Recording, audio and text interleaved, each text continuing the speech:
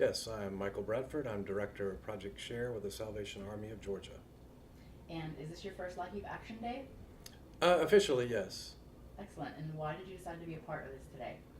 Well, I think it's important that LIHEAP funding be addressed by as many people as possible who have some knowledge of it and knowledge of what it does for the people who really need it.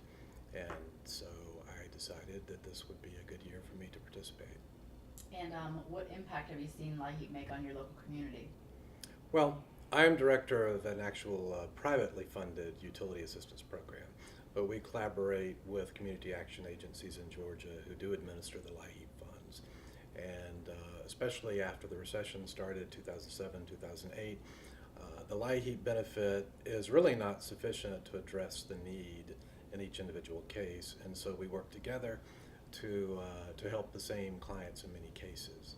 So it has a tremendous impact with us working together. And what message do you want to share with the representatives on the Hill today? Well, we need full funding of LIHEAP. Georgia's allocation is about half what it was 4 or 5 years ago, and obviously that has a great impact on the level of benefit that's available to people. And as I mentioned, with the recession, a lot of people who are formerly very gainfully employed are underemployed or unemployed now, long-term unemployment. So the benefit level is more important than ever because the cost of heating your home has not gone down. Are there any particular meetings today that you want to cite that you're looking forward to, or do you have any strong advocates on the Hill that you want to speak about? Well, in the South, it's a little bit different from the Northeast, especially. First of all, the South is at a disadvantage in the formula that's used for allocating LIHEAP funds because we are warmer than the rest of the country. So it's not an issue that is at the forefront as much as it is in the cold weather states.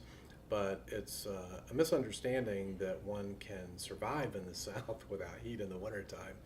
And I'm always reminded of a story of someone who visited Atlanta for the first time some years ago from Denver and wanted to know why he wasn't seeing any palm trees. And so it's a misunderstanding that the South is all like South Florida, and you very much need the heat in the wintertime, and we've had some actually very hard winters recently.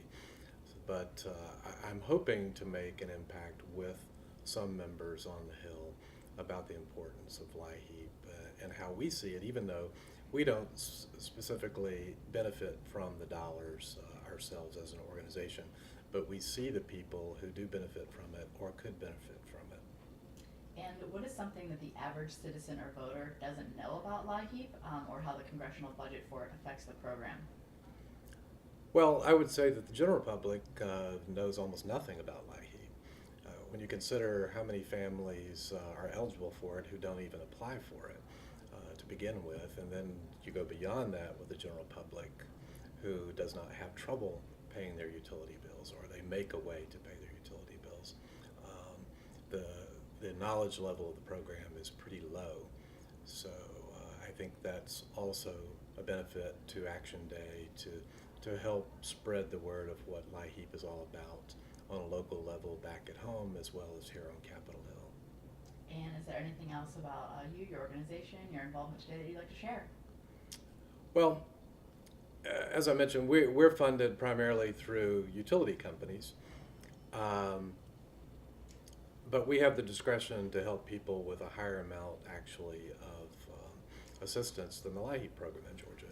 In Georgia, the maximum benefit is only $350 per client, which is quite a bit lower than states that receive more money and states that have colder weather. But we also have quite high levels of poverty in Georgia. So even though we don't have as much funding from LIHEAP, we could use more, and we could definitely use what we had when it was funded at the level of almost $5 billion compared to what it is today. I think back then we were receiving about $100 million per heating season, and now we're down to about 48 million, and that's a tremendous decrease at a time when the economic crisis has been the worst in decades. Unless you have anything else, that's all. That's I can keep talking the rest of the afternoon, but that's. Imagine you have somewhere to be. But I think that. Yeah. Good answer. Yeah.